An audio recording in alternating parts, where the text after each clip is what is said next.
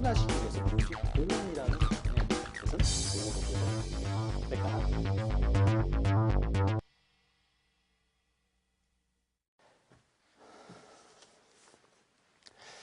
네, 이 전 시간에는 이제 우리가 토지 이동 정리, 또 소유자 정리 절차도 살펴봤으면, 자, 126페이지에는요, 자, 정리를 했으면 거기서 끝나는 것이 아니라, 등기할 사항에 대한 토지의 표시에 대한 정리를 했을 때는 또 등기부도 고쳐야 되기 때문에 등기 촉탁을 하는 거죠.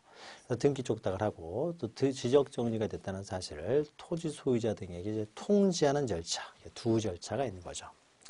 먼저 왼쪽 126페이지 등기 촉탁 보시면은요. 자, 반가로 1번에 지적소관청은 토지의 표시에 관한 등기가 필요한 경우에는 지체 없이 관할 등기관서에 그 등기를 촉탁해야 된다는 거죠. 그래서 등기부와 지적공부를 일치시켜야 되겠죠. 자, 이 경우 등기 촉탁은 국가가 국가를 위한 등기죠. 국가기관이 국가기관에게 등기를 촉탁하는 거죠. 다만 신규 등록의 경우에는요. 등기부가 없기 때문에 등기 촉탁을 할 필요 없다. 그래서 양가로 밑에 2번 보시면요. 등기 촉탁 사유 해가지고요. 자, 이런 경우에 등기 촉탁을 했을 때 쭉 나오게 되는데 여기 나와 있는 내용은 뭐냐면요. 다 지번이라든지, 그죠? 지목이라든지, 이제 면적 이동을 가져오는 경우입니다. 자, 소재, 지번, 지목, 면적 이 네 가지는 지적 공부에도 등록되는 사항이라는 거죠. 그럼 이때 소재가 바뀌었을 때요. 자, 소재가 바뀌었다는 것은 동 이름이나 리 이름이라는 게 바뀌는 것인데요. 소재가 변경되는 경우는 국토교통부 장관이 법으로 바꾸는 겁니다. 자, 법으로 바꾸게 되면은요, 당연히 변경된거로 취급해요. 그러면은 법으로 바뀌는 것이기 때문에 지적소관청에서도 알지만요, 등기소에서도 당연히 알고 있습니다. 따라서 양촌에서 신공리로 변경됐다고 해서 등기 촉탁을 하게 되면은 등기관이요, 우리도 알고 있다라고 하는 거죠. 이미 알고 있기 때문에 따로 소재가 변경됐을 때, 즉 행정구역의 명칭이 변경됐을 때는 등기 촉탁을 할 필요 없고 지번, 지목, 면적의 이동이 있었을 때만 변경을 촉탁하면 됩니다. 자, 그러면요, 밑에 참고표 해가지고 이것만 기억하시면 돼요. 그래서 등기 촉탁을 하지 않는 경우 해가지고 가장 대표적인 것이 신규 등록이죠. 자, 신규 등록은 등기 촉탁을 하지 않는다. 이게 가장 중요한 것이고요. 그 이외에도 지적 공부를 복구합니다. 자, 지적 공부는요, 복구를 할 때는요, 등기부 보면서, 등기부가 복구 자료가 돼요. 그래서 등기부를 보면서 자기들이 복구를 했는데 등기부를 고쳐라. 이건 말이 안 되는 거죠. 또 옆에 보시면 행정구역의 명칭 변경이요. 행정구역의 명칭 변경은 소재가 바뀌는 것인데 이런 경우에는 따로 등기 촉탁할 필요가 없다. 자, 그러면 행정구역의 명칭 변경과요. 저 위에 보시면 반가로 6번 있는데 이건 구별하셔야 돼요. 행정구역 개편하고는 좀 다른 겁니다. 행정구역이 개편되면요. 행정구역이 통폐합이 되기 때문에 지번이 바뀌게 돼요. 지번이.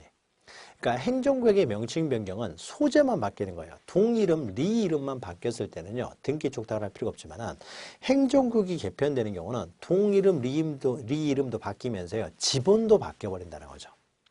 지번도 바뀌기 때문에 이런 경우에는 등기 촉탁을 해야 되겠죠. 그래서 행정구역 개편으로 지적소관청이 새로 속하게 된 지번부여지역, 즉 동 이름, 리 이름에 따라서 지번을 새로 부여하게 되면 지번도 바뀌기 때문에 이때는 등기 촉탁을 합니다. 그러나 행정구역의 명칭만 바뀌었을 때는 등기 촉탁을 할 필요 없고요. 또 소유자를 정리했을 때 소유자는 등기부 보고 정리를 하잖아요. 그러니까 등기부 보고 정리하고 난 다음에 등기 촉탁을 할 필요가 없는 거죠.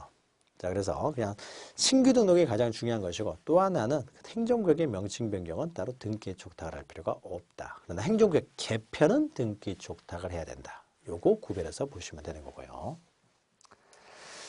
자, 그 다음에 등기 촉탁은 이 정도만 보시면 되고, 자, 등기 촉탁을 하게 되면 또 거기서 끝나는 것이 아니라요. 또 통지를 한다는 거죠. 지적 정리 등을 했다는 걸 통지를 합니다. 자, 그래서 반가를 보시면 지적소관청이 지적공부에 등록하거나 지적공부를 복구, 말소하거나 등기 촉탁을 하였으면 대통령령이 정하는 바에 따라서 해당 토지 소유자에게 또 통지를 한다는 거죠. 지적 정리가 됐다는 걸 통지를 합니다. 다만 이때요. 밑에 반거리 2번 보시면 통지를 받을 자의 주소나 고소를 알 수 없습니다. 통지를 해야 되는데 주소나 고소를 알 수 없으면 이럴 때는 국토교통부령으로 정하는 바에 따라서 이제 일간신문이라든지 해당 시군구의 공보예요. 그러니까 시도의 공보가 아닙니다. 지적소관청이 하기 때문에 시군구의 공보. 이것도 말 바꿔가지고 시도의 공부 나올 수 있으니까 기억하시고요. 또는 인터넷 홈페이지에 공부합니다.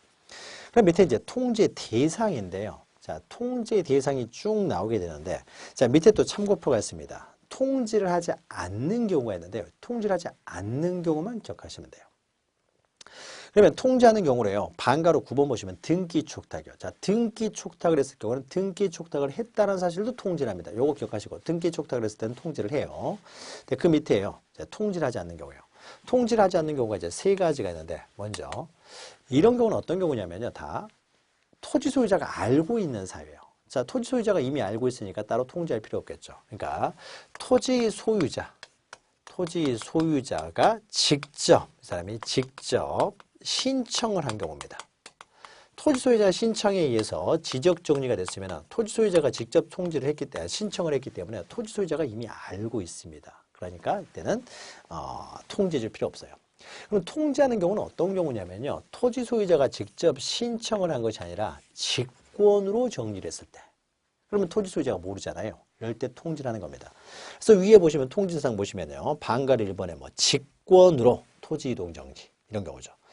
반가리 1번에 지번 변경이랄지 지적공부 복구 이런 건 지적소관청이 직권으로 하는 겁니다. 지번 변경은 시도지사 승인을 받아서 변경할 수 있잖아요. 다 직권으로 하는 경우예요. 4번, 5번 뭐 이런 거 보시면 어떻습니까? 다 직권으로 정리하는 거죠. 직권. 또 6번에 행정구역 개편이요. 행정구역의 통폐합은 어떻습니까? 이건 국토교통부 장관이 하는 거예요. 그러니까는 신청해서 되는 게 아닙니다. 그래서 지번을 새로 부여하면 이것도 신청해서 하는 게 아니에요. 또 7번 보시면요. 도시개발사업 시행지역에서는 토지 소유자가 신청하는 것이 아니라 사업 시행자가 신청한다는 거죠. 사업 시행자가 신청하는 것이니까 토지 소유자가 직접 신청한 게 아니에요. 토지 소유자가 모를 수 있는 거죠. 또 8번도요. 대위 신청. 이것도 토지 소유자가 직접 신청한 게 아니라는 거죠. 그러니까 토지 소유자는 모를 수 있잖아요. 따라서 토지 소유자가 직접 신청했을 경우에 이때는 통지해 줄 필요 없다. 그러니까 직권으로 이루어졌다랄지 아니면 대위 신청자, 사업 시행자에 따를지 이러면은 통지를 한다. 그래서 밑에 참고표 보시면 토지 소유자, 즉 직접 해야 되기 때문에 대위 신청자, 사업 시행자가는 제외됩니다. 그래서 대위 신청자, 사업 시행자 위에다가 직접이라고 쓰면 되겠죠. 직접 신청해서 지적 정리를 했을 경우. 첫 번째고요. 자, 두 번째는 자, 등기관서의 등기완료 통지에 따라서 소유자 정리해요. 등기관서의 등기완료 통지죠. 등기관서에서 등기완료 통지를 위해서요. 소유자 정리를 합니다. 그러니까 지적소관청에서요. 그러니까 통지를 받아서 등기완료 통지를 받아서 지적소관청에서 소유자 정리를 하는 거예요. 그러니까 등기소에서요. 등기가 마치게 되면 등기를 완료하게 되면 등기가 마쳤다는 사실을요. 그 신청인들에게도 통지하고 지적소관청에도 통지하고 세무서장에도 통지하고 여기저기 다 통지를 합니다. 그러면 그 등기 완료 통지를 받아가지고요. 지적소관청에서 소유자 정리를 합니다. 자, 이것은 통지를 받아서 정리를 하기 때문에 토지 소유자가 직접 신청해서 소유자 정리를 하는 건 아닙니다. 자, 그러나 등기관서에서 등기 완료 통지를 할 때는요. 지적소관청에만 통지를 하는 것이 아니라 그 신청인인 토지 소유자, 또 권리자 이런 사람에게도 다 통지가 됐다는 거죠. 그래서 토지 소유자는 등기관서로부터요. 지적소관청뿐만 아니라 등기관서로부터 이미 등기완료 통지를 받았다는 거죠. 등기완료 통지를 받았기 때문에요. 그 등기완료 통지에 따라서 지적소관청에서 소유자 정리를 한 다음에 다시 또 통지를 할 필요가 없다는 거죠. 이미 토지 소유자는 등기관서로부터 통지를 받아서 알고 있기 때문이죠. 그래서 등기관서의 등기완료 통지에 따라서 지적소관청에 소유자 정리를 했을 때는 이미 토지 소유자는 등기관서로부터 또 등기완료 통지를 받아서 알고 있기 때문에 따로 통지 줄 필요가 없고요. 세 번째는 행정구역의 명칭 변경이죠. 행정구역의 명칭 변경은 어떻습니까? 행정구역 명칭 변경은 행정구역의 명칭 변경이 됐다는 것은 동 이름, 리 이름이 바뀌었다는 거죠. 자, 행정구역의 명칭이 변경되면은요. 법으로 바뀌기 때문에 어떻습니까? 지적소관청에서도 알고 있고 등기관서도 알고 있고 거기 살고 있는 사람도 모두 알게 되는 거죠. 양촌지가 신공지로 바뀌었다는 것 사실은 거기서 살고 있는 사람도 이미 알고 있죠. 이미 알고 있기 때문에요. 지적정리를 한 다음에 따로 통지해 줄 필요가 없죠. 그러니까 이런 경우는 다 어떤 경우입니까? 그러니까 토지 소유자가요. 이미 다 알고 있다는 거죠. 알고 있기 때문에 따로 토지 소유자에게 통지해 줄 필요가 없다라는 겁니다. 그러면 이런 경우를 제외하고는 토지 소유자에게 통지를 해줘야 되는데 그러면 언제까지 통지해 주느냐? 통지 시기요. 자, 이것도 시험 문제 찾아 나옵니다. 통지 시기는요. 만약에 등기 촉탁을 해야 되는 경우라면요. 먼저 등기 촉탁을 통해 가지고요. 지적공부와 등기 기록을 일치시킨 다음에 등기 촉탁에 따른 등기 완료 통지서가 다시 지적소관청에 접수가 되면 그때로부터 15일 이내에 통지하면 되는 거고요. 등기 촉탁을 할 필요가 없으면 어떻습니까? 등기 촉탁을 하지 않고 지적 정리하고 바로 7일 이내에 통지하면 된다는 거죠. 그래서 방가를 1번 보시면 토지의 표시에 관한 변경 등기가 필요한 경우는 먼저 등기 촉탁을 하고 등기 촉탁에 따른 그 등기관세의 등기 완료 통지서를 다시 지적소관청에서 접수한 때로부터 그러니까 일치가 된 거죠. 토지의 표시를 일치시켜갖고 접수된 때로부터 15일 이내에 통지하는 거고 만약에 등기 촉탁을 할 필요 없다. 즉 변경 등기를 할 필요가 없으면 지적공부에 등록한 때로부터 7일 이내에 통지하면 된다. 자, 15일과 7일 이것도 자주 나오니까 기억하시기 바랍니다. 자, 여기까지 하게 되면요. 모두 어떻습니까? 등기 촉탁과 그 다음에 지적정지 통지까지 하게 되면은 지적정지 절차가 모두 끝나게 되는 거죠. 자, 이러면은 이제 사장에 관한 내용이 이제 모두 끝나게 되고요. 그 다음에 지적공고 관련해서 마지막 이제 제5장이 남아있죠. 그래서 142페이지 보시면요. 자, 지적공부를 정리할 때 어떻습니까? 면적 경계 좌표를 정할 때는 측량을 한다는 거죠. 측량. 그러면 이제 측량을 통해서 지적을 정리하게 되니까 이때 측량, 그러니까 지적 공부 관련된 측량 우리는 지적 측량이라고 하고요. 그 지적 측량이 이제 절차가 나오죠. 절차. 그래서 142페이지 지적 측량을 보죠. 자, 그러면 지적 측량이란 무엇이냐 해가지고요. 측량에 의해 측량은요 여러 가지로 이용이 됩니다. 그러니까 높이를 정한다든지 거리를 정한다든지 뭐 여러 가지로 뭘 측정을 하게 되면 다 측량이 되는데요. 이 모든 여러 가지 종류의 측량이 있지만 그 중에서도 우리는 지적 측량만을 다룹니다.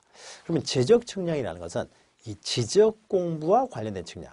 결국 지적법은 지적 공부를 다루게 되고 등기법은 등기부를 다루게 되니까 이 지적 공부와 관련된 측량만을 특히 이제 지적 측량을 합니다. 그래서 양가를 2번 보시면 지적 측량이라면 토지를 지적 공부에 등록하거나 또는 지적공부에 등록된 경계점을 지상에 복원하기 위하여 자 그러면은 지적공부와 관련된 측량으로서요. 지적공부와 관련된 측량이기 때문에 아무나 할 수 있는 것이 아니라 지적소관청 또는 지적측량 수행자만 할 수 있어요. 그래서 여기에 무슨 뭐 민간 개발업자 이런 사람이 들어가면 틀린 말이 됩니다. 지적소관청이나 지적측량 수행자만이 지적측량을 할 수 있고 이 지적소관청 또는 지적측량 수행자가 각 필지의 경계, 좌표, 면적을 정하는 측량을 말합니다. 그래서 더 나아가서 지적확정측량도요. 지적공부를 새로 정하기 위한 것이죠. 또 지적재조사 측량도요. 지적재조사를 통해서 지적공부를 다시 정리하기 위한 측량이기 때문에 이것도 지적측량에 포함됩니다. 자, 지적측량의 성격이 있는데 이건 안 보셔도 되고 오른쪽에 지적측량의 법률적 효력도 그냥 넘어가셔도 됩니다. 자, 밑에는 143페이지 보시면 지적측량이 이제 구분이 있는데요. 구분. 자, 구분은 뒤에서 하기 때문에요. 자, 지적측량은요. 기본적으로 이제 기초측량과 세부측량이 있죠. 세부측량이라는 것은 우리가 어떻습니까? 한 필지의 면적 경계, 한 필지, 한 필지죠. 예, 여기에 한 필지가 있으면요. 이 한 필지에 어떻습니까? 한 필지에 면적이나 경계나 좌표를 정하는 측량이에요. 자, 이것을 뭐라고 합니까? 이것을 우리는 세부 측량이라고 하는 거죠. 세부 측량. 자, 그러면 한 필지에 이렇게 면적 경계 좌표를 정하는 세부 측량을 하는데 세부 측량을 하기 위해서는 어떻습니까? 근처에 지적 기준점이 있어야만이 측량을 할 수가 있죠. 지적 기준점. 세부 측량은요. 이 지적 기준점을 기초로 해서 측량을 하게 되죠. 세부 측량을 하게 됩니다. 그러면요. 지적 측량을 하기 위해서는요. 지적 기준점부터 정해야 될 거 아니에요. 지적 기준점. 지적 기준점이 있어야만이 지적 측량을 할 수 있기 때문에요. 그러면 이때 이 지적 기준점은 어떻게 정해집니까? 이 지적 기준점이라는 것은 국가 기준점 있죠. 우리 대한민국에 이르러지는 모든 측량의 기준점이 되는 국가 기준점이 있는 거죠. 수원에가 있다고 했습니다. 국가 기준점. 이 국가 기준점을 기초로 해서 지적 기준점을 정하게 되죠. 그러니까 전국의 통일적인 지적 기준점을 만들어야 되기 때문에 이 국가 기준점을 기초로 해서 지적 기준점을 정하는 측량. 그래서 우리는 기초 측량이라고 하는 거죠. 그래서 측량의 종류에는 기초 측량하고 세부 측량 두 종류가 있죠. 국가 기준점은 지적 기준점은 아닙니다. 모든 측량의 기준점이지 지적 공부와만 관련된 기준점은 아니기 때문에 이것은 지적 기준점은 아니고요. 그래, 지적 기준점은 조금 더 나오게 되는 거죠. 그래서 기초 측량, 지적 기준점을 정하는 기초 측량과 기적 기준점 기초로 해서 한 필째 면적 경계 좌표를 정하는 세부 측량으로 구별이 되는 거죠. 양가로 이번에 지적 측량의 방법이 있는데요. 지적 측량의 방법은요, 그냥 우리가 과학이 발달하면서 측량 방법들은 다양하게 존재합니다. 그래서 측량 방법은 여러 종류가 있다라고만 기억하시면 돼요. 자, 넘기시면 양가로 3번이에요. 자, 그러면 우리도 여기서는 이제 지적 측량 시간에는 지적 측량의 절차를 다루게 되는데, 양가로 3번 보시면요. 여기서 중요한 것은 이 세부 측량의 절차가 중요한데, 이 기초 측량의 절차도 이제 간단하게 알고 계셔야 돼요. 자, 이런 기초 측량이요. 자, 지적 기준점을 정하는 측량을 기초 측량이라고 하는데, 자, 기초 측량은 이제 어떤 절차에서 이루어지느냐라고 해서요. 먼저요, 이 필지에 대해서 측량 의뢰가 들어옵니다. 측량 의뢰가 들어오게 되면요, 일단 이 측량을 어떻게 이제 지적 기준점은 있는지를 봐야 되겠죠. 그래서 지적 공부를 보면은 지적 기준점도 나와 있습니다. 위치가. 그래서 먼저 지적 공부를 펼쳐본 다음에 근처에 측량을 할 만한 지적 기준점이 있는지 없는지를 먼저 확인을 합니다. 확인을 해가지고 근처에 지적 기준점이 없구나. 그러면 지적 기준점을 먼저 정해서 측량을 해야 되겠구나 라고 해서요. 먼저 계획을 수립하는 거죠. 사무실에서. 그러면 어떤 식으로 지적 기준점을 정하는 게 나을 것인지. 그래서 먼저요. 계획을 수립합니다.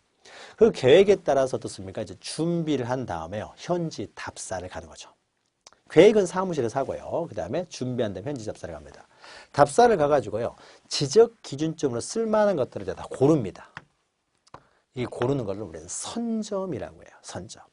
자, 여러 가지를 고른 다음에요. 이걸 다 지적 기준점으로 사용하는 것이 아니라 그 중에서 딱 알맞은 지적 기준점을 다시 골라냅니다. 그것을 조표라고 해요. 그래서 선점한 다음에 다시 조표를 하고요.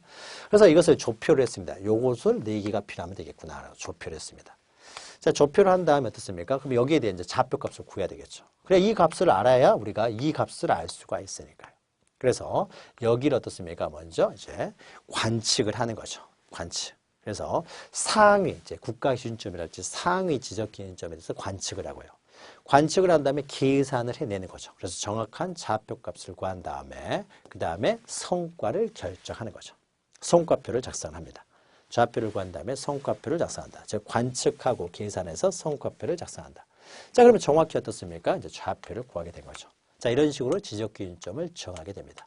그리고 이 지적 기준점을 기초로 해서 이제 한 필지의 면적 경계 좌표를 정하는 이제 세부 측량을 하게 되겠죠. 자, 이것도 간단하게 하나 보시고요. 그 다음 5 보시면 지적 측량의 실시 대상에서요. 방금 했던 양갈 1번. 자, 지적 기준점을 정하는 기초 측량도 우리는 지적 측량의 실시 대상이 되고요. 그 다음에 양가로 3번 보시면은 세부 측량은 다시 둘로 나눕니다. 지적 공부에 등록하기 위한, 지적 공부에 등록을 위한, 등록 위한 측량이 있고요. 등록 위한 측량, 이것이 바로 양가로 3번에 해당되는 거죠. 그럼 여기에 해당되는 것이 신규 등록 측량. 신규 등록은 새롭게 등록하는 측량이 되겠죠. 새롭게 등록하기 위해서 분할 측량, 또 등록 전환 측량, 새롭게 등록하기 위한 측량이 되겠죠. 신규 등록 등 해가지고 이런 것들을 측량하는 것은, 신규 등록할 때 측량하는 것은 지적 공부의 등록을 위한 측량이 되는 거죠. 그럼 세부 측량은요, 이렇게 등록하기 위한 측량이 있는 것, 등록하기 위한 측량만 있는 것이 아니라 양가로 4번하고 5번에 있는 거예요. 지적 공부에 새롭게 등록하는 것이 아니라 지적 공부에 등록된 경계점을 지상에 복원하기 위해서, 이건 등록하기 위한 측량이 아니죠. 등록 위한 측량이 아니라 이미 등록되어 있는 것을요, 지상에 복원하기 위한 경계 복원 측량. 우리가 기본 강의 시간에 했던 거죠. 그 설명은 경계를 지상에 복원하기 위한 측량. 또는 지상의 건축물이 경계를 넘어섰느냐, 넘어서지 않았느냐. 그래서 지적공부를 들고 와가지고 경계는 지적공부에 경계를 지적공부에 등록하는 것이 아니라 지적공부에 등록되는 경계와 대비하여 이 건축물이 경계를 넘어섰느냐, 넘어서지 않았느냐. 그 현황을 파악해가지고 지적공부에 그 건축물의 위치를 표시하기 위한 측량. 그래서 우리는 지적 현황 측량이라고 하는 거죠. 현황 측량. 지적 현황 측량과 경계보건 측량은요, 그러니까 등록하기 위한 측량은 아니다라는 거죠. 이미 등록된 지적 공보를 가지고 측량을 하는 거예요. 그럼 여기서 개념도 좀 기억하시기 바랍니다. 경계를 복원을 한다 이런 말이 나오면 경계복원 측량이에요. 자, 지상 경계점을 경계점이니까 이제 도면에 있는 경계점이죠. 지상에 복원하기 위한 경우. 복원이란 말 나오면 이제 경계복원 측량. 그리고 양가로 5번은 이제 지적 현황 측량이죠. 지적 현황 측량은요, 반드시 지상 건축물 이 말이 있어야 돼요. 이 건축물이 경계를 넘어섰느냐 넘어서지 않았느냐 확인하기 위한 측량이 지적 현황 측량이기 때문에 지적 현황 측량은 지상 건축물이라는 말이 나와야 돼요. 그래서 지상 건축물의 현황, 여기서 현황은 이제 경계를 말하는 거예요. 위치를 말하는 거예요. 지상 건축물의 현황은 위치예요. 위치라고 쓰시면 되고요.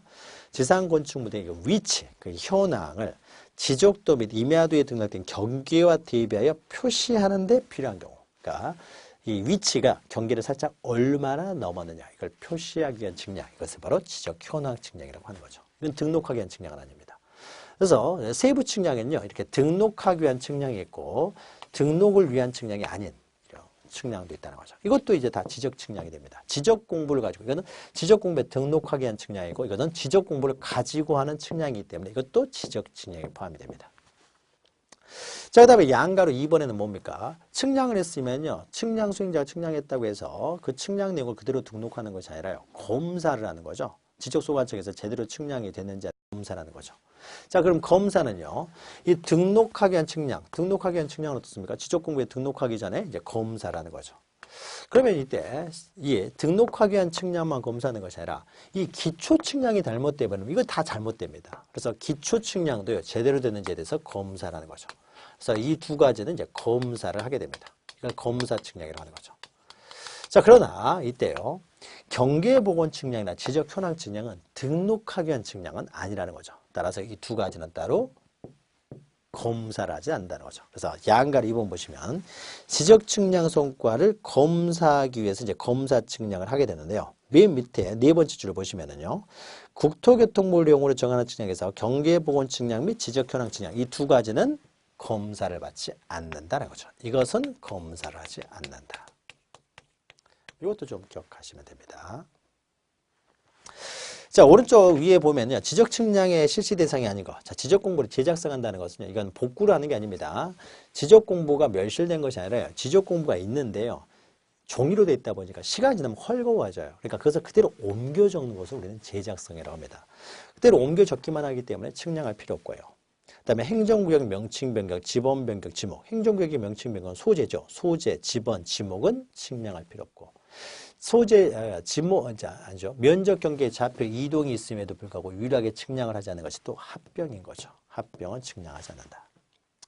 자, 그러면은 이제 지적 측량의 이제 절차를 다루게 되는데, 이제 주로 중요한 것은 세부 측량이라는 거죠. 세부 측량이 중요한데, 세부 측량을 하기 위해서는요, 지적 기준점이 먼저 있어야 된다는 거죠. 지적 기준점. 그러면 지적 기준점에는 어떠한 것들이 있느냐라는 거죠. 자, 지적 기준점 여기 보시면은 특별시장 쭉 해가지고 오른쪽 보시면 시도지사나 지적소관청의 지적 측량을 정확하고 효율적으로 시행하기 위하여 국가기준점. 자, 국가기준점은 지적기준점은 아닙니다. 이런 것은 이제 위성기준점. 이것은 우리나라에 하나 있는 것으로서요, 모든 측량의 기준점으로서 이것은 국토교통부 장관이 직접 정합니다. 국토교통부 장관이 직접 정하는 측량 기준점으로서 위성기준점, 이런 것들이 이제 국가기준점에 해당됩니다. 이런 국가기준점은요, 지적기준점은 아니에요. 지적기준점과 구별이 됩니다. 이 국가기준점을 기준으로 따로 정하는 측량기준점을 말합니다. 자, 그러면은 지적기준점에는요, 자, 세 가지가 있죠. 시도, 이게 국가기준점 기초로 해서 각 시도에 만들어 놓은 지적 삼각점이 있고요. 시도에 있는 지적 삼각점만으로는 지적 측량을 할 수가 없기 때문에 다시 시공국에 지적 삼각점을 보좌하는 지적 삼각 보조점을 만들고요. 시군구에 있는 지적 삼각 보조점만으로도 또 이렇게 측량을 바로 할 수는 없기 때문에 다시 시군구에 그러니까 지적 도면을 만들기 위한 근본적인 점으로서 지적 도근점을 만들게 되는 거죠. 그래서 지적 삼각점, 지적 삼각 보조점, 지적 도근점 세 종류가 있다. 밑에 그림이 있죠. 그래서 삼각점, 보조점, 도근점이 있고요. 오른쪽에 있는 위성 기준점, 이것은 국가 기준점입니다. 그래서 이거 국가 기준점은 지적 기준점은 아니다라는 거죠. 넘기시면은요, 지적 기준점 성과의 관리라든지 보관 열람이 이제 문제가 되는데, 자, 147페이지 상단에 보면 표가 하나 있습니다. 표만 좀 보죠. 자, 지적 진학 성과의 관리와 열람 등본 발급에 관한 내용인데요. 자, 지적 삼각점은 시도에 두기 때문에 시도지사가 관리해요. 그러나 지적 삼각 보조점이나 지적 도근점은 시군구에 두기 때문에 지적 소관청이 관리를 합니다. 따라서 우리가 지적 삼각점의 열람이나 등본 발급을 원할 때는요, 지적 삼각 보조점이나 지적 도근점은 관리하는 지적 소관청에 가서 열람 등본 발급을 신청하면 됩니다. 그래서 지적 소관청에서 열람 등본 발급을 신청하면 돼요. 자, 그러면은 지적 삼각점은요, 시도에서 어떻습니까? 시도지사가 관리한다는 거죠. 시도에 있기 때문에 시도지사가 관리해요. 따라서 우리가 지적 삼각점을 열람, 등본 발급을 받고 싶으면요, 시도지사한테 가야 돼요. 그런데 과거에는 시도지사에만 가야 되는데 지금은요, 이 지적 삼각점이 전산화가 됐어요. 전산화 돼가지고요, 지적 소관청에 가서 열람 등본 발급을 받을 수도 있습니다. 그래서 특히 여러분 기억하셔야 될 건 그거예요. 지적 삼각점과 관련돼서 그 열람 등본 발급은 시도지사 또는 지적 소관청이다. 그래서 또는 지적 소관청, 요거 잘 기억하시면 됩니다. 그래서 지적 삼각점은 시도지사에게만 열람 등본 발급을 신청하는 것은 아니고 지적 소관청에서 신청할 수가 있다. 요거 기억하시면 됩니다. 자, 그러면은 지적 기준점을 기초로 해서요, 147페이지 보시면은요, 구체적으로 이제 지적 측량의 절차가 나오죠. 이것은요, 우리가 뒤에서 나와 있는 내용들을요, 그림으로 간단하게 정리되어 있으니까 그림만 잘 기억하시대요. 그래서 뒤에 나올 내용들을 그림에서 좀 정리를 하시면 됩니다. 그래서 추가될 내용은 그림에다 조금 추가하시면 돼요. 자, 측량은 토지 소유자 등 이해관계인이 지적 측량을 의뢰합니다. 먼저 지적 측량 의뢰해야 되겠죠. 그래서 토지 소유자 등이 어떻습니까? 그러겠죠. 토지 소유자 등이 의뢰를 하는 거죠. 자, 의뢰를 할 때는요, 거기에 제일 먼저 의뢰를 하게 되는데, 의뢰를 할 때는 서면으로 합니다. 그래서 의뢰서를 제출해야 돼요. 의뢰서라는 서면을 제출하고, 그 다음에 수수료도 내야 되는 거죠. 수수료. 그럼 의뢰를 할 때는요, 의뢰서나 수수료를 납부하면서 어디다 의뢰하냐면요, 지적 측량 수행자에게 의뢰를 한다는 거죠. 수행자. 지적 소관청에 의뢰하는 게 아닙니다. 지적 측량 수행자에게 의뢰한다. 그럼 지적 측량 수행자는 누가 지적 측량 수행자가 되느냐? 해서 지적 측량 수행자는 두 가지가 있습니다. 한국국토정보공사하고요, 지적 측량업자 두 종류가 있어요. 과거에 대한지적공사라고 했던 것인데 지금 이제 명칭을 받아서 한국국토정보공사가 있습니다. 자, 한국국토정보공사는요, 국가에서 만든 공기업입니다. 그래서 한국국토정보공사는요, 법에 의해서 설립된 기관이에요. 그러니까 따로 위에도 가로표 쓴다고요, 등록할 필요가 없어요. 따로 등록의 문제가 발생하지 않습니다. 이건 법에 의해서 만들어진 기관이에요. 공기업이라는 거죠. 그러면 두 번째로요, 그러니까 등록할 필요 없다라고 이제 기억하시고요, 좀 넣으시고요. 그 다음에 지적 측량업자가 있죠. 지적 측량업자. 이것은 이제 지적 측량을 업으로 하는 사람들입니다. 직업으로. 그러면 아무나 지적 측량업을 할 수 있는 건 아니에요. 지적 측량업을 하기 위해서는 등록을 해야 됩니다. 자, 그러면 측량의 종류가 여러 종류가 있어요. 그래서 여러 종류가 있어서 어떤 측량은 시도지사한테 등록해도 되고, 어떤 측량업은 시공구, 시장군수 구청장에게 등록해야 되는 경우도 있고요. 어떤 측량업은요, 국토교통부 장관에게 등록해야 되는 경우도 있습니다. 그런데 여기서 지적 측량업자는요, 가로 읽어 써놓으십시오. 시도지사에 등록을 합니다. 지적 소관청이 아니에요. 시도지사에게 등록을 한다는 걸. 요거 좀 기억하시면 돼요. 그러니까 지적 측량업자는 뒤에서 나옵니다만, 지적 측량업자는 거의 시험 문제 나오지 않기 때문에요. 지적 측량업자는 그냥 요거만 기억하세요. 시도지사에게 등록한다. 요거 하나만 기억하시기 바랍니다. 그러면은 지적 측량 수행자, 한국국토정보공사랄지 지적 측량업자에게요, 이렇게 의뢰를 하게 되면요. 이 사람들이 바로 어떻습니까? 의뢰를 하게 되면, 가입을 쓰면 안 되겠네요. 숫자를 쓰지 않고. 이 사람들에게 의뢰를 하게 되면은요. 수행자가 직접 바로 이제 지적 측량을 실시하는 것이 아니라 어떻습니까? 지적소관청에요. 소관청에 계획서를 제출한다는 거죠. 이해해가지고 지적 측량 계획서를. 자, 계획서를 제출하는데 그 다음날까지. 자, 의뢰를 받은 다음날까지요. 빨리 측량을 해야 되겠죠. 그래야 이제 측량 성과를 가지고 뭐 신규 등록을 신청하든지 하게 되기 때문에 빨리 측량이 끝내줘야 돼요. 그래서 그 다음날까지 계획서를 제출한다. 다음날까지. 다음날 그것도 기억하시고요. 계획서를 제출하면은 이제 소관청에서 어떻습니까? 측량에 필요한 여러 가지 자료들을 제공해 줍니다. 그럼 그 자료를 가지고 드디어 어떻습니까? 사회 가지고 측량을 실시하게 되는 거죠. 자, 지적 측량 실시했으면요. 거기에 대한 성과를 어떻습니까? 성과를 결정하겠죠. 그래서 면적은 어떻게 된다? 이런 성과들을 결정을 하게 되는 거죠. 성과를 결정했으면 그걸 어떻습니까? 바로 발급해 주는 것이 아니라요. 그 성과에 대해서 검사를 받아야 된다는 거죠. 그래서 지적소관청에 그 성과를 제출해서 어떻습니까? 검사를 받아야 되는 거죠. 그래서 성과를 제출합니다. 성과자를 제출하는 거죠. 이때 지적소관청은 동일한 지적소관청이에요. 겹치기 때문에 오른쪽으로 적어놨을 뿐입니다. 그래서 제출합니다. 자, 그러면은 이 지적소관청에서 어떻습니까? 검사를 하게 되겠죠. 검사를. 자, 검사를 하는데요. 검사를 하는데. 자, 이때요. 이때 검사를 받기 위해서 제출하는데요. 보통은 지적소관청에서 검사라는 게 일반적이지만 거기 밑에 다 내가지고요. 만약에 측량하러 갔는데요. 지적기준점도 정한 다음에 측량을 해야 된다. 그럼 어떻습니까? 지적기준점 설치를 했어요. 그럼 지적기준점 성과인 기초측량성과 지적기준점도 검사를 받아야 되는데 만약 이때 설치한 지적기준점이요. 지적삼각점입니다. 자, 지적삼각점은 시도지사가 관리하기 때문에요. 지적삼각점 측량성과는 시도지사의 검사를 받아요. 그리고 지적측량을 하는데 지적확정측량합니다. 그러니까 도시개발 사업을 한다는 거죠. 그래서 대단위 지역, 굉장히 넓은 지역의 지적확정 측량 성과에 대해서는요. 요 경우에는 시도지사에게 검사를 받아야 돼요. 그래서 지적 삼각점 측량 성과 및 일정 규모 이상입니다. 일정 규모 이상의 지적 확정 측량 성과는 시도지사의 검사를 받습니다. 그래서 예외가 이제 두 가지가 있죠. 시도지사의 검사를 받아야 되는 예외가 두 가지가 있어요. 두 가지가. 시도지사에게 검사를 받는 경우 두 가지가 있어요. 자, 이걸 제외하고는 이제 지적소관청이 검사를 합니다. 그래서 검사는 그냥 일반적으로 지적소관청이 한다. 이 두 가지를 제외하고는 검사를 받는다 생각하시면 되고요. 그럼 검사를 할 때요. 이제 이 사람들이 칠해가지고 검사를 하겠죠. 지적소관청이 검사를 합니다.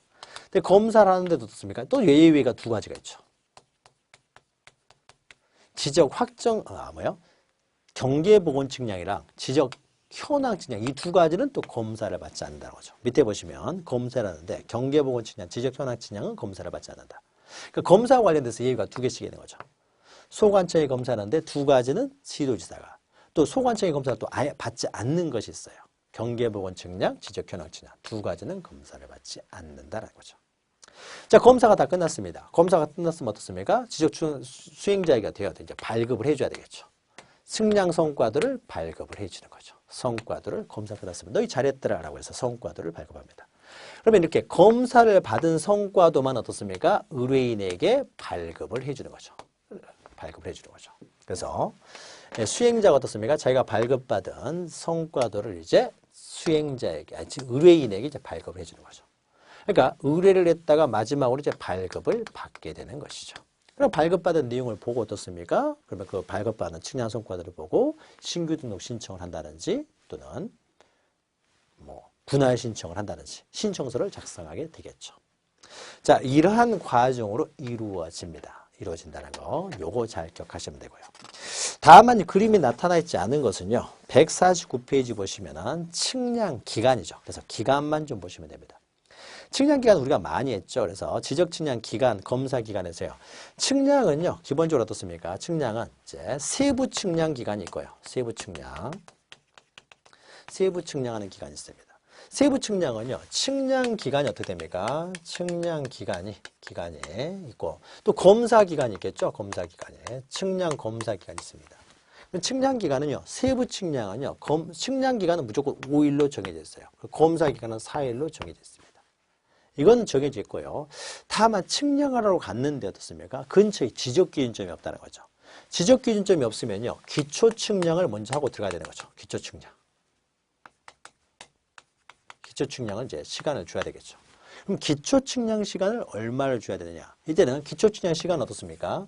설치해야 될 지적기준점의 숫자에 따라서 몇 점을 설치해야 되는지 숫자에 따라서 기초측량 기간은 늘어날 수도 있고요. 적게 걸릴 수도 있는 거죠. 그래서 지적측량 설치해야 될 기준점 숫자에 따라서 어떻습니까? 이제 정해지는 거죠. 측량기간과 검사기간이. 그래서 지적기준점, 이제 우리가 책을 통해서 보죠. 149페이지 보시면은 자, 일반 업무에서의 지적측량의 측량기간은 5일이고 검사기간은 4일로 된다. 이건 세부측량에 관한 내용입니다. 다만에서요. 다만 거기서부터가 이제 기초측량기간이 되겠죠. 다만 지적기준점을 설치하여 측량 또는 측량검사를 해야 되는 경우요. 이때는 기초측량기간을 더 부과해 준다. 그럼 얼마를 부과해 주냐에 있어서 설치해야 될 지적기준점이요. 15점 이하입니다. 15개 이하라는 거죠. 그러면은 4일씩을 부과해 주는 거죠. 4일씩을. 그래서 4일을 부과해 주고요. 측량기간이 4일이면 어떻습니까? 그러면은 검사기간도요. 검사기간도 측량한 내용에 대해서 기초측량도 검사를 해야 되기 때문에 검사기간도 4일을 부과해 주고요. 그런데 기초측량기간이요. 15점 이하이면은 이렇게 되는데 15점을 초과합니다. 15점을 초과해요. 그러면 초과하는 어떻습니까? 4점마다 어떻습니까? 하루씩을 더 가산해 준다라는 거죠.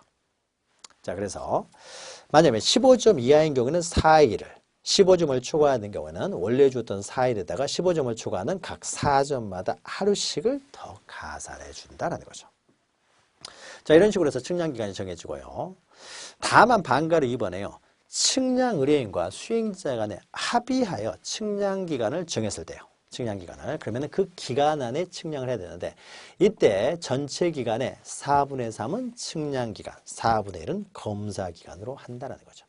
그래서 합의를 하게 되면 측량기간과 검사기간을 합쳐서 합의를 된 것을 보고 그 다음에 그 측량기간은 이제 4분의 3, 검사기간은 4분의 1로 한다는 거죠. 그래서 측량기간 잘 나오니까요. 요거 좀 기억하시면 됩니다.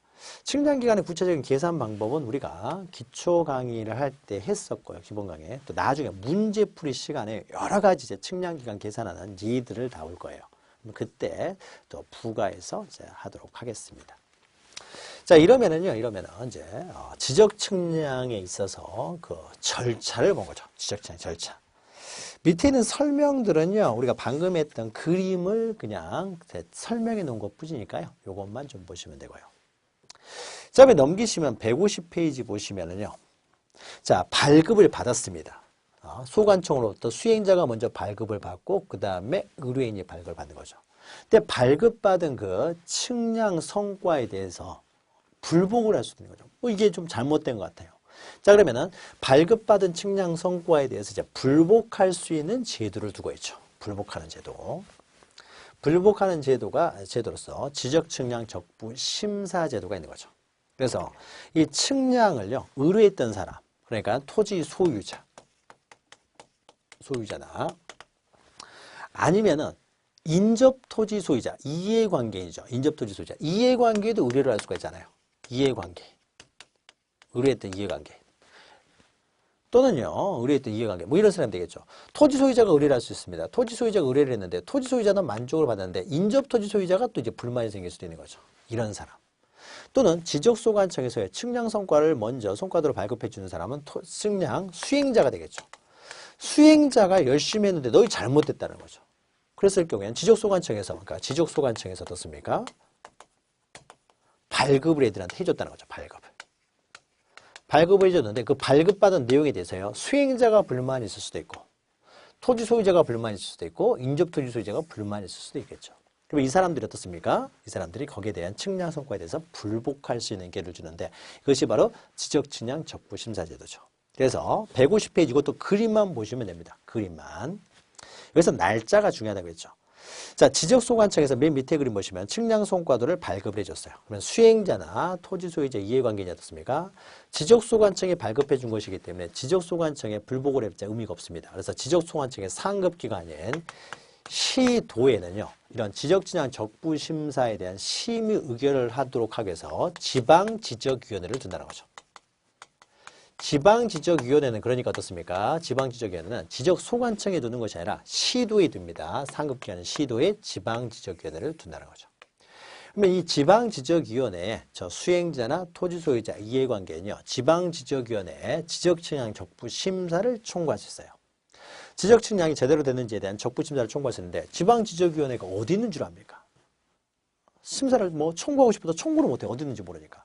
청구서를 어디다 제출해야 되냐면요. 지방지적위원회에 청구서를 제출해야 되는데 이게 어디 있는지 몰라서 제출을 못하는 거죠. 그러니까 좀 편하게 간편하게 하도록 하기 위해서요. 이 사람들이 지적재산 적부심사를 청구, 즉 청구서를 제출은 지방지적위원회에 제출을 해야 되지만은 좀 편하게 하기 위해서요. 시도지사를 거쳐서 청구할 수 있도록 합니다.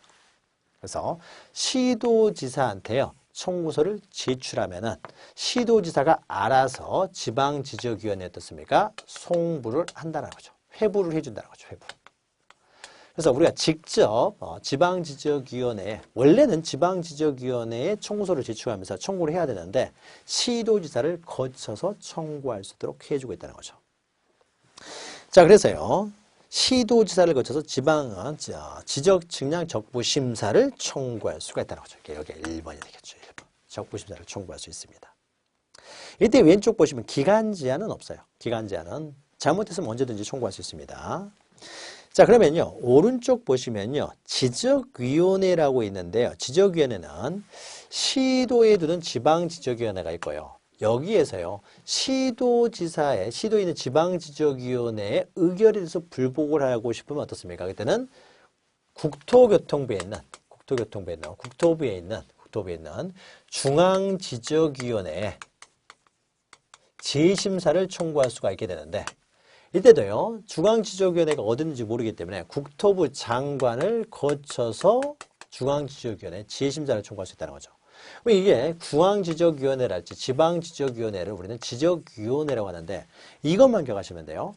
지방지적위원회는 시군구에 두는 것이 아니라 시도에 두고 있다는 것과 중앙지적위원회는 국토교통부에 두고 있다는 것. 이것만 좀 기억하시면 돼요. 그래서 지적위원회 해가지고 1번 보시면 지적측량에 대한 적부심사 청구사항을 심의 의결하기 위해서 시도에 특별시, 광역시, 특별자치시, 특별자치도 이런 시도에 있는 지방지적위원회를 그리고 적부심사에 대한 재심사를 심의 의결하기 위하여 국토교통부에 중앙지적위원회를 둔다는 거죠. 요것만 기억하십시오. 밑에는 중앙지적위원회에 대해서 자세한 내용이 나와 있는데요. 여기서 가끔 시험 문제 나오는데 이것을요 맞출 수는 없어요. 운입니다. 이것은. 그래서 우리 문제풀이가 하는 과정에서 이건 잠깐 설명해 드리도록 할게요. 지금은 요것만 좀 기억하시면 돼요. 큰 절차만 기억을 하시고요. 자, 그리고 넘기시면은 지적재산 적부 심사해가지고 양가를 1번에 1 보시면 이렇게 나오죠.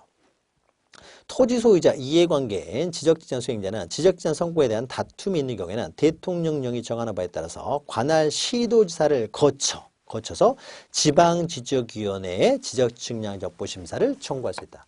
그러니까 청구서를 제출하는 경우도요. 동그라미 2번에 청구서 제출도 그래서 시도지사를 거쳐서 지방지적위원회 청구서를 제출하면 됩니다.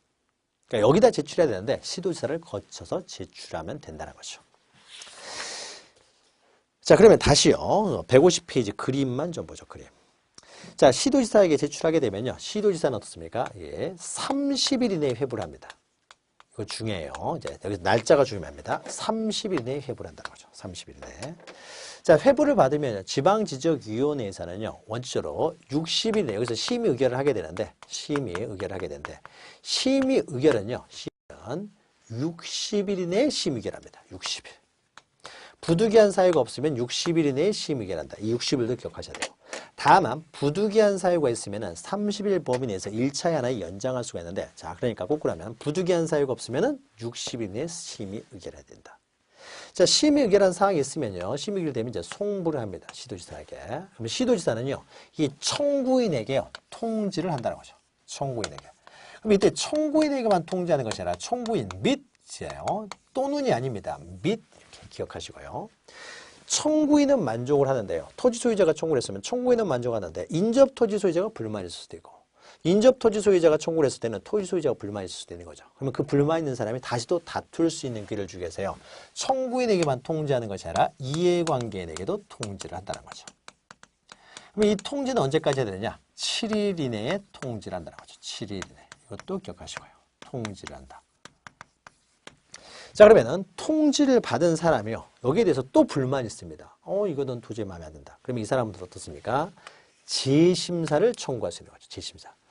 국토교통부 장관을 거쳐서 중앙지적위원회에 여기는 재심사를 청구하는 거죠. 재심사. 여기는 반드시 재자가 있어야 됩니다. 재자. 그래서 법률관계를 명확하게 하기 위해서 재심사 청구는요. 90일 이내 기간 제한이 있습니다. 90일 이내 재심사를 청구할 수가 있다는 거죠. 여기는 90일 이내죠. 재심사를 청구할 수 있다. 재심사를 청구하게 되면요. 국토교통부 장관은 이제 이거 똑같습니다. 30일 이내에 회부를 하고요. 30일 이내에 회부를 하게 되면은 중앙지적위원회에서 부득이한 사유가 없으면 60일 이내에 심의결을 하고 심의결된 내용을요. 국토교통부 장관에 송부를 합니다. 송부를 하게 되면 국토교통부 장관이 시도지사한테 송부를 하고요. 시도지사는 다시 지적소관청에 송부를 하게 되죠. 그리고 여기는 숫자가 없으니까요. 숫자를 쓰게 되면 이렇게 되겠죠. 적부심사는 먼저 청구를 하게 되고요. 그럼 여기서 회부를 하게 되고요. 심사를 하게 된 다음에 심사가 끝나면은 송부를 하게 되고요. 송부가 끝나면은 이제 여기다 통지를 하게 되고요. 통지를 받은 사람이 재심사를 청구할 수 있고 재심사가 들어오게 되면은 또 마찬가지로 7일 이내에 회부를 하게 되고 회부를 하게 되면은 부득이한 사유가 없으면 60일 이내에 심의 의결을 하게 되고 심의 의결된 내용은 어떻습니까? 또 송부를 하게 되고요. 송부를 받은 국토교통부 장관은 시도지사에게 송부를 하고 시도지사는 지적소관청에 송부를 하게 되는 거죠. 그러면 지적소관청은요. 만약에 이 청구들이 다 기각이 됐으면 어떻습니까? 지적소관청은 제대로 한 것이니까 그냥 있으면 되고요. 그런데 만약에 이 지적위원회에서요. 지적위원회 너희들 잘못됐다 이렇게 나왔다는 거죠. 잘못됐다 나왔습니다. 잘못됐다고 나오면요. 이미 등록이 돼버렸으면요. 등록상. 자, 적부심사를 청구했다고 해서 등록을 못하는 건 아닙니다. 등록을 할 수가 있어요. 그러니까 이미 등록이 돼버렸으면 적부심사를 청구했다고 하더라도 이미 등록이 되어 있으면 등록상을 어떻습니까? 정정을 해야 되겠죠. 이때 정정이 직권으로 등록상을 정정하는 거예요. 그래서 직권으로 등록상을 정정하는 경우에 요게 또 들어가 있는 거고요. 근데 아직요. 등록하기 전입니다. 그러면 측량성과를 어떻습니까? 아직 등록하기 전이면 측량성과를 그냥 수정하면 되겠죠. 수정하면 됩니다. 요게 이제 11번째 해당하는 것이죠. 순서가 다 됐나요? 이렇게? 여기가 11이네요. 11. 11이니까 여기가 12가 되겠죠. 그러면 이제 모두 절차가 끝나게 되겠죠. 그래서 맨 마지막에 등록사항을 정정. 여기다 집권이라고 쓰시면 되고요. 측량과를 수정한다는 거죠. 그럼 모든 지적제한 적부심사가 끝나게 되는데 여기서 기억해야 될 것이요. 그죠? 회부는 30일 이내고 심의결은 60일 이내고요. 재심사는 90일입니다. 그래서 3, 6, 9. 그러니까 이게 90일 빼기 30일은 60일. 이렇게 구조적으로 그림을 기억하시면서 90 빼기 30, 60. 이렇게 3, 6, 9 이렇게 기억하시기 바라고요. 통지는 7일 이내에 한다는 날짜를 잘 기억하시면 됩니다. 자, 그러면 모든 절차가 끝나게 되고요. 마지막으로 몇 가지만 좀 보죠. 맨 마지막에 154페이지 보시면요. 지금까지 했던 것들은 다 이렇게 글로 정리되어 있는 것이고요. 154페이지 보시면 5번에 특별자치시장의 특례 있는데요. 자, 특별자치시장은 세종시 시장 한 사람밖에 없습니다. 특별자치시장은 세종시예요. 그럼 세종시는요. 아직 인구가 얼마 많지 않아 가지고요. 그 안에 구가 없습니다. 구가 없으니까 세종시 시장은요. 자기가 지적소관청이에요. 자기가 지적소관청이면서 동시에요. 세종시 시장은 어떻습니까? 특별자치시장이기 때문에 충청남도 도지사하고 동급입니다. 그렇죠? 충청남도 도지사보다 밑에 있는 게 아니죠. 동급이에요. 그러니까 세종시 시장은요. 그 자체가 어떻습니까? 또 시도지사의 지위도 겸비하고 있어요. 세종시장은 지적소관청이면서 시도지사의 지위까지 겸비하고 있는 거죠. 자, 그러니까 세종시는요. 지적소관청이면서 세종시는 시도지사도 겸비하고 있기 때문에 세종시 안에는 지방지적위원회가 또 있습니다. 그러니까 세종시 시장의 측량성과 발급에 있어서는요. 이 사람 지적제한 적부심사를 할 때는요. 세종시 시장을 거쳐서 세종시에 있는 지방지적위원회에 불복을 한다는 거죠. 그리고 나서 여기에 불복을 하면 어떻습니까? 이때는 국토교통부 장관에게 재심사를 청구합니다. 그래서 거기에 따라서요. 국토교통부 장관이 송부가 들어옵니다. 송부가 들어오게 되면요. 자기가 세종시 시장이 자기가 또 세종시 시장이잖아요. 그러니까 이때는 시도지사인 세종시장이요. 다시 자기인 세종시장에 또 송부를 할 필요가 없게 되겠죠. 이 송부를 할 필요 없이 어떻습니까? 자기가 직접 어떻습니까? 등록상을 정정하고 측량성과를 수정하면 되겠죠. 이게 특례예요. 그러니까 특례라는 게 뭐 특별한 의미가 없죠. 세종시 시장은 두 개를 겸비하고 있기 때문에 나타나는 현상이고요. 그리고 이렇게 한 번 어떻습니까? 지적청량 적부심사 절차가 끝나게 되면요. 맨 마지막에 양가 6번 보시면은 재청구는 안 된다는 거죠. 재청구는 이제 금지가 된다. 그러니까 중앙지적위원회 의결까지 있게 되면 더 이상 재청구를 할 수가 없고요.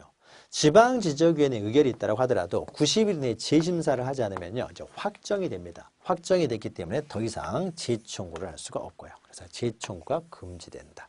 마지막에 하나 기억하시면 되고요. 오른쪽에는 지적진양 수행자가 나오는데요. 지적진양 수행자와 관련돼서 지적진양 업자가 나오는데 지적진양 업자와 관련돼서 우리가 앞에서 잠깐 설명드렸어요. 지적진양 업자는 시도지사에게 등록한다. 요것만 기억하시면 된다고 했죠. 우리가 앞에 설명드렸죠. 그래서 그것만 기억하시면 되고요. 첫 번째 줄에 있죠. 시도지사에게 등록한다. 이것만 기억하시고요. 나머지는 그냥 무시하시기 바랍니다. 필요한 것은요. 우리가 나중에 문제풀이하는 과정에서 좀 보충을 할 거예요. 그래서 잘 나오지 않기 때문에 이 정도만 정리하시기 바랍니다. 자, 이렇게 하게 되면은요. 우리 지적법에 관한 내용을 이제 모두 마치게 되고요. 지적법.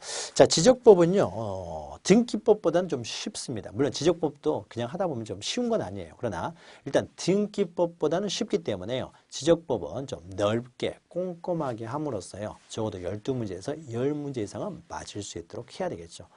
등기법은 이렇게 쉽지가 않기 때문에 공부를 해도요. 8개 이상 맞기가 쉽지가 않습니다. 그러니까 한 만큼 점수가 나오는 지적법에서 좀 이렇게 좀 꼼꼼하게 좀 넓혀서 할 필요가 있어요. 그래서 지금 우리 심화 강의도 좀 빠르게 진행을 하긴 합니다만은 되도록 좀 꼼꼼하게 하려고 했습니다. 그래서 꼼꼼하게 좀 보시면 될 것 같습니다. 자, 지적법을 모두 마치고 다음 시간부터는 등기법을 하도록 하겠습니다. 잠시 뵙겠습니다.